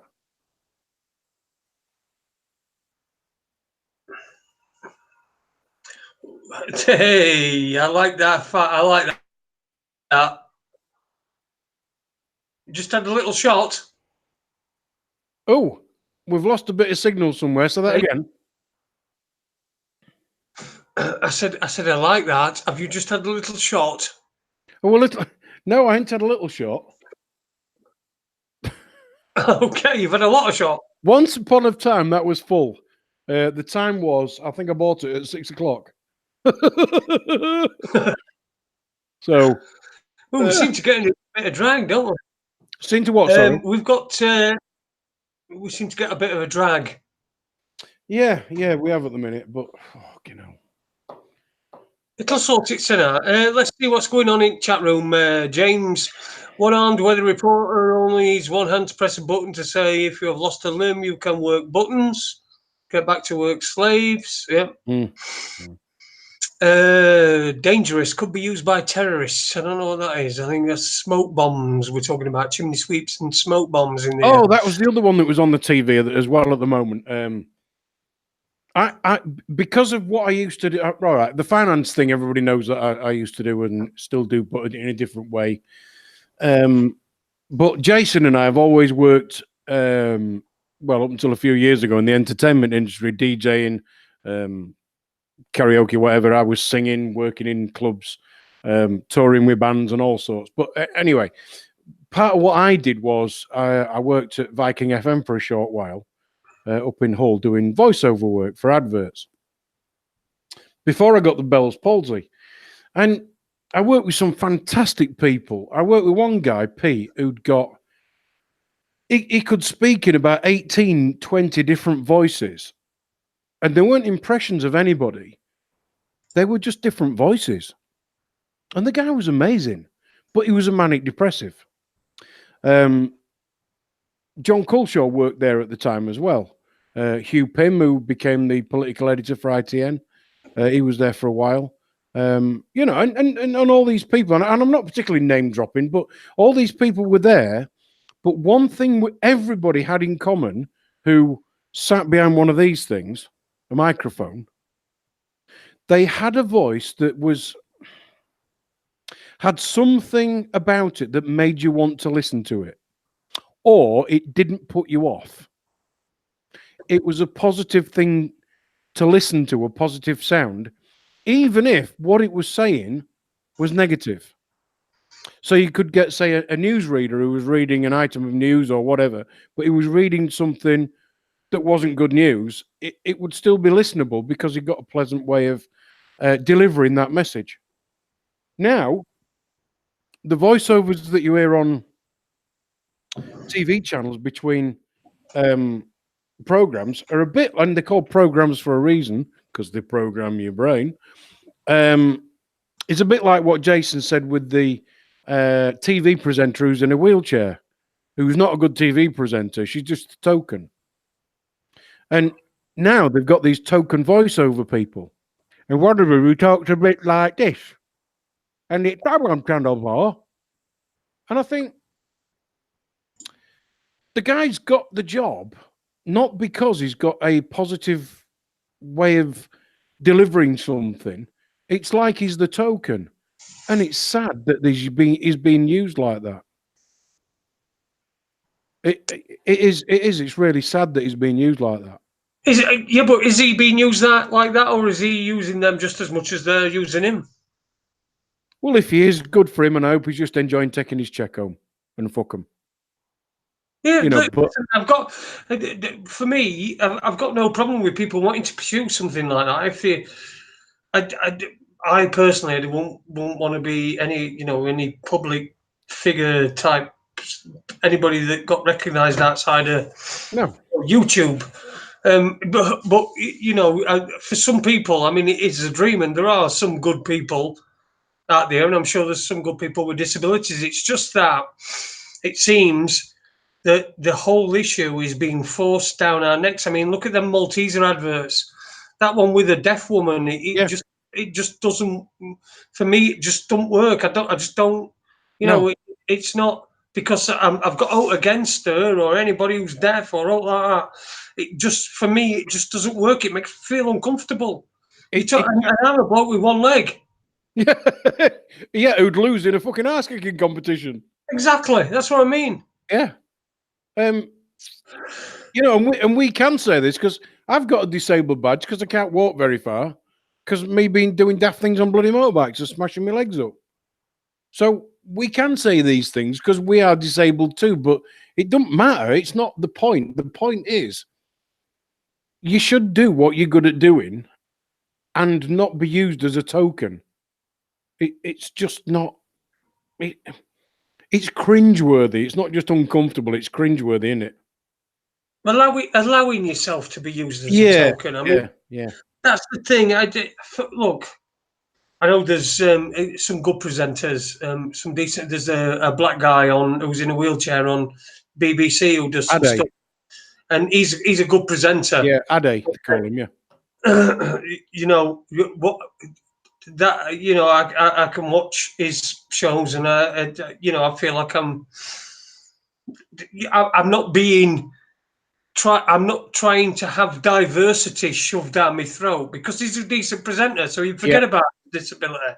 Yeah, the ones that aren't, and you see them and you think, well, they're there because they've got a disability. Then I feel like I've been cheated. I feel like I've been, and I feel like they've been cheated as well. I feel like they've been cheated. They've been brought into this.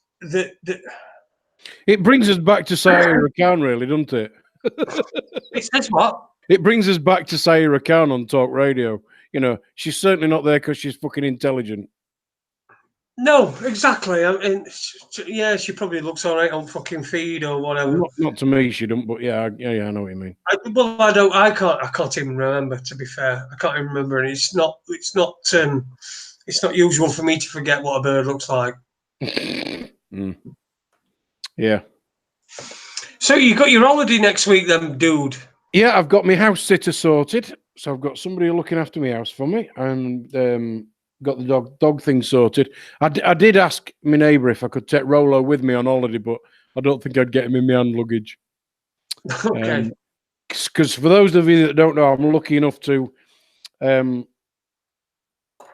look after a neighbour's dog while they're at work a couple of days a week, which is mega. You know, why shouldn't nice people do nice things for each other? I'd got a neighbour who'd taken over another family member's dog and struggling 2 or 3 days a week to give him really good care because of their work commitments. And I'm the sad old bastard who lives up the road who can no longer see his old family dog because his ex has moved to Liverpool. So I stuck a note through the letterbox and said, can I look after your dog? And every time she picks him up, she says, thank you. And every time she picks him up, I say to her, no, it's thank you to you for letting me borrow your dog. So that's just me doing something nice for them and them doing something nice for me. And that's all it is. And that's how it should be. You know, us all doing nice things for 3.5 weeks, though, aren't you? What am I going to do without you? I'm going to have to 3.5 weeks. Well, if I'm honest, I couldn't really give a fuck. But because I'll be listen, what I'm going to do, I'm sure there will be some times when we're 6 hours ahead in Thailand. 6 hours because we're in British summertime, aren't we now? Yeah, 6 hours ahead. So there will be times when I'm awake and I'll have my phone with me and we'll get something happening while I'm over there. Awesome. And if you can do it when you've got some company, then I've already in a private way. Yeah, I've already been in touch with Pim. My mate who lives out in Thailand, Mike's great. I received an Amazon package yesterday that he wants me to take over. He's been online and he's ordered, you're going to love this, some sunscreen, some after sun. Bearing in mind it's the fucking rainy season in Thailand at the moment. What else? Oh, yeah, some razor blades. And then he sent me a message today. Would I bring him 200 Yorkshire tea bags? Awesome. So, well, listen, Dean has asked where you're going in Thailand. I'm flying into Bangkok, as usual, because when you're doing long-haul flights, there's only a couple of hub airports. And obviously the one in Thailand is Bangkok. You can fly direct from Heathrow, but where we are in Sheffield, it's a pain in the arse to get down the M1 because it's normally blocked, or around the M25 because it's normally blocked. So it's easier actually for me to go from Birmingham Airport, take a jump flight to Amsterdam, Schiphol, and then a 12-hour flight out to Bangkok. I'm going to spend the first week. I need to get online tomorrow actually and book a hotel and a flight from Bangkok to Chiang Mai, which is in the north of Thailand. I'll probably end up popping for a day into Chiang Rai as well. And then I think for about 5 or 6 days, I'm going to fly down to Pattaya or Pattaya, which is a bit like Blackpool on steroids. Yeah, if you, it's not somewhere you'd want to... Before you said that, Dean in the chat room said that he'd been a few times and he'd been to Pattaya. So Yeah, sorry, carry on. Yeah, Pattaya is you wouldn't want to take a woman with you. You would take her somewhere a lot nicer than that. And there are many, many more nice places to go. You take her where you could hide her. Yeah. Yeah, there are. And but I'm basically going back there because I've got a mate who lives out there, and I'm going to help him. He's just renting a new house, so I'm going to help him do that. What a holiday! Eh? Going abroad to help your mate do his house up. And with his beautiful girlfriend Rita, she's a Russian doctor who works out in Thailand, and Mike is captain of boats and ships out there. So, you know, it'll be a case of looking after his place, dipping in the pool. When it's shitty, rainy day, we'll decorate his new house for him, and the day after, when it's nice and bright, we'll go out on his boat. So, should have a bit of a good time, and that's what I've got to look forward to. But I'm also thinking of taking a jump flight out to Vietnam, going out to Ho Chi Minh City for a couple of days as well, and because you know you're not far away, are you? It's only just across a border that somebody wrote on a map. You only live once, mate. Yeah, and you know, people say, why do you go? My flight was 370 quid. Because of my ailments, my insurance for the year will cost me about 100 quid, but that's just what it is for travel insurance. And while I'm there, it's about 20 quid a night to stay in an apartment that's about a year old with a really nice swimming pool. And that's why I go, because, you know, I can be thousands of miles away. If I tried to go to Greece for a 2 weeks or a 10-day thing, they'd want to charge me single supplements and all the rest of it. And there's only a chance that I might meet somebody and get a shag. There's a bit more of a chance when you go to somewhere like Thailand. Dean Yates has put Cambodia to aid. You should try that. Yeah, Cambodia, Laos. Yeah, exactly. Blazing Star said underneath, say hi to Gary Glitter for me. Actually, is he not back? Because it was Cambodia he was convicted in, wasn't it? And fucking should be, the dirty bastard. He was deported, weren't he? Yeah, but I think he's been deported. He's back in the UK, isn't he? Yeah. I think he's in. I think he's in prison in UK. To be fair, I don't know. Yeah, he's kind of fallen off the radar a lot, hasn't he? But and you know, and that's the other thing. Where there's only people who have never been to Thailand who go, huh? But you're going for lady boys, aren't you? Well, if you ask a girl if she's a girl or a boy, they take it as a compliment, because the most beautiful girls in Thailand are boys. You know, so just ask them. They'll tell you. And they're not offended by it in any way at all. You know, they are absolutely straight up. They'll tell you what you want to know. And that's just the way it is. Wow. But the girl that I was with last time, I think about 2.5 out of 3.5 weeks we spent together doing different stuff. And there was no exchange of money, nothing. We just had a great time together. You know, and it wasn't about her getting any money or anything. All right, I bought her a drinks and I bought her a food, and it didn't cost her anything to live. But there was no exchange of money. So anyway, yeah. I've got to say that I think that's probably the best bit of advice I ever gave you when I said to you at that time, get yourself out to Thailand. Remember when your mate weren't going on holiday? Yeah. I said, get yourself out to Thailand, go to Thailand, go and, you know, do what you have to do. And I don't think you've looked back ever since. It's only been circumstance that stopped you, and you're going to be living there as well, aren't you, in not too distant future? Yeah, I'm hoping within I can get to my mediocre pension in about a year in March. They keep changing the laws about how much you've got to have in the bank in Thailand, and there's no sense behind it. It makes no fucking sense at all. So don't even try. And they keep changing the rules for retirement visas and whatever. And a lot of people are now choosing to go to Cambodia, Laos, and Vietnam instead. So this time I'm going to go to Thailand again. Who knows? I'm going to go and have a look in the north of Thailand this time for a week.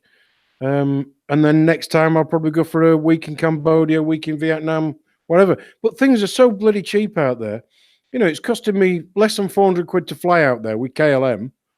And then when you get there, a flight from Bangkok to Chiang Mai, which is about an hour and a half in the air, I think, it's about 20 quid. How much would it cost to get a flight from Edinburgh to Manchester or Manchester to Heathrow? It'd be a bit more than fucking 20 quid. Yeah, but you'll be careful on KLM, because KLM, you remember, were involved in the worst ever aviation disaster. Over 500 people killed on Tenerife Island all those years ago. KLM. Oh, I didn't know that. But the worrying thing is, I've got a flight, obviously, from Birmingham to Schiphol, Amsterdam. I can't remember what aircraft it's on. Then there's another bigger aircraft out to Bangkok, and the same coming back. But the one I'm flying on from from Amsterdam back into Birmingham, when I come back, is one of them ones that's been falling out of the sky and blowing up. Oh, right, okay, fair enough. But I'm sat in row D. I'm sat 19D, and apparently 19D is a fairly safe seat to sit in. Yeah, because there's loads of safe seats. When you're in a crash in an aeroplane. Yeah, you sit at the back because they don't really back into mountains, do they? Yeah. I think my father said that to me all them years ago when I first went on a plane. I think we went to Benidorm, and he says, "It's all right, we're on back because they don't reverse into mountains." What was the one that KLM were involved in? What was that? I can't remember that. That was it was the worst aviation disaster.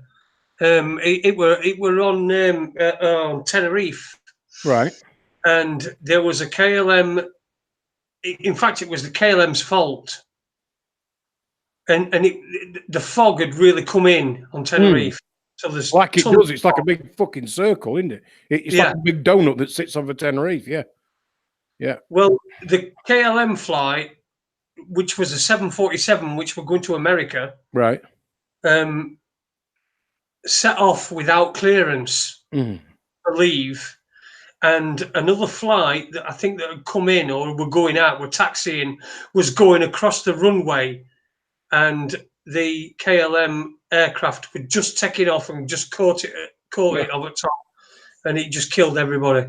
And I think there were 5. It's the worst aviation single crash, aviation history, But that were on Tenerife. Yeah, that's but it was put down to the fact that the KLM, I think it was close to his time. You know what I mean? We're gonna because they've got to set off. Yeah. And he decided that they were going to take off without clearance, and another plane was going across the runway, and they crashed into each other.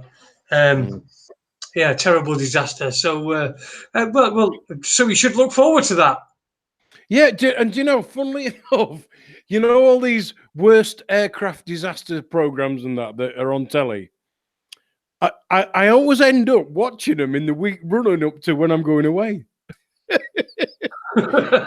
Or I tend to find kind of seek them out on YouTube, or maybe just it gets suggested to me on my YouTube feed because my phone heard something about me mentioning I was going on a plane. Who knows? Whoever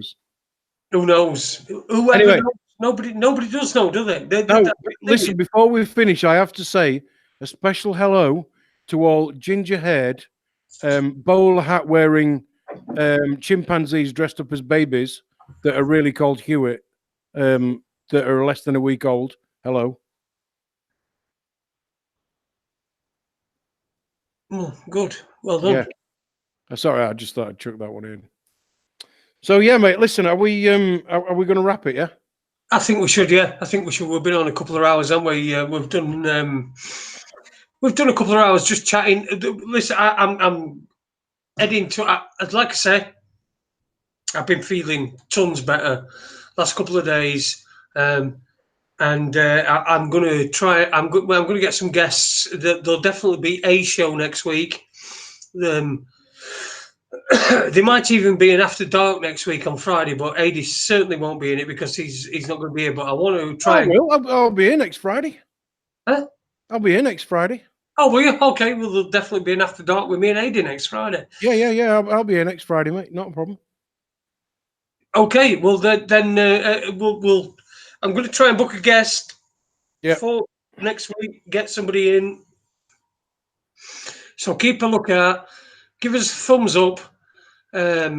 Subscribe to the channel and get the notifications as well, because that tells you when we're going to be when we're on and all that sort of stuff. The other thing to stress, Jace, is what you were on about earlier, and that's to use the Alter Edge forum, just so that people can spread videos they find, spread links that they find to stuff, share documents, share ideas, anything at all, really. Yeah, that's going to be a major part of this. I think we're going to start moving away from social media because it's just crap. It's just a load of bollocks. It's just bollocks. Yeah. I put something on, 2 or 3 people even see it. So, you know, I don't want to. I really couldn't give a fuck. I want to get rid of them anyway. And so I want to establish the forum. It's there. There's tons of information. If you go on there, there is tons of information, tons of great articles. Matt Conspiro, who has been on the show, wrote a huge thing about a huge article on the Beatles and all that sort of stuff. It's all on there. And that's from 2012. So, and there's lots of stuff on there as well from further back. So if you're pretty new to this information, there's loads. Do you know what I think I'm probably gonna do is I think I'll probably end up being an alternative media historian. So goes back and says, well, this happened at this time and that happened, because there's so many things and there's so much to this that you don't need to understand, but you need to just see, so that if you do then understand it, you can slot it into your own personal jigsaw, because that's what this is. This is a jigsaw that you're making for yourself, and sometimes the pieces that go into the places are going to be wrong, and you're going to need to remove them and find another piece, but you will do that. So don't, I know that it can be fucking really get you down, and I know it can get you down. I know that it can get on top of it. And then with all this new stuff on social media where they're isolating people then feel, I'm isolated. Nobody cares. Nobody's listening. Might as well give up. All right, don't give up. Find another way. Find another place. Find a forum. Find something that's not run by one of these big fucking mega corporations that all they're really interested in is selling you, I don't know, a quick quid loan or something stupid like that. They're just interested in footfall. Exactly. Well, that's it. That's all they're interested in. And all they're interested in is extracting money from you. And what's your money? It's what your energy. It's what you put into things. If you're working, you're putting energy in, and then you're getting money back for that. And they want to extract that from you. So they want to extract your energy. Don't let them. Just find somewhere else. The big thing for me was realizing that all these big things that happen and all these big things that you're told and you're supposed to believe are not by accident. They're all joined up and they're all supposed to get you to part with your money or believe a certain thing. That's what they're all for, and it's all bullshit. So let's just all enjoy sharing ways of thinking for ourselves.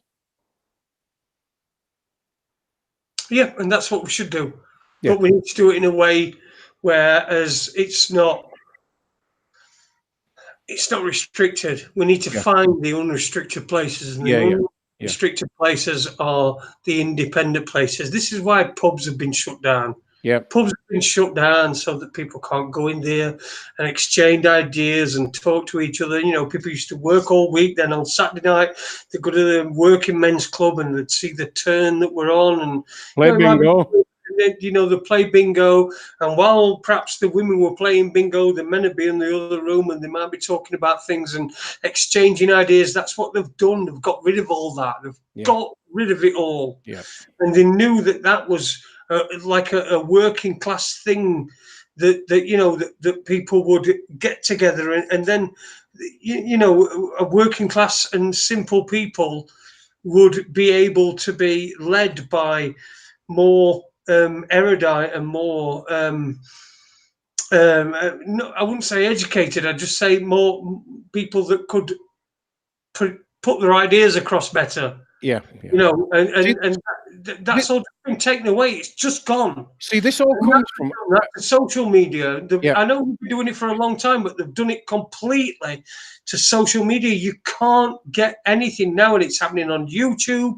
It's happening on Facebook. It's happening on Instagram. I bet. I don't know. I'm not on Instagram. It's happening on fucking Twitter. It'd be happening everywhere. Tommy Robinson. You can't find anything on him on the internet. This guy, right? It doesn't matter what you think of him, but it's just gone. It's disappeared. It's not even being shown to you. It's not even being presented to you.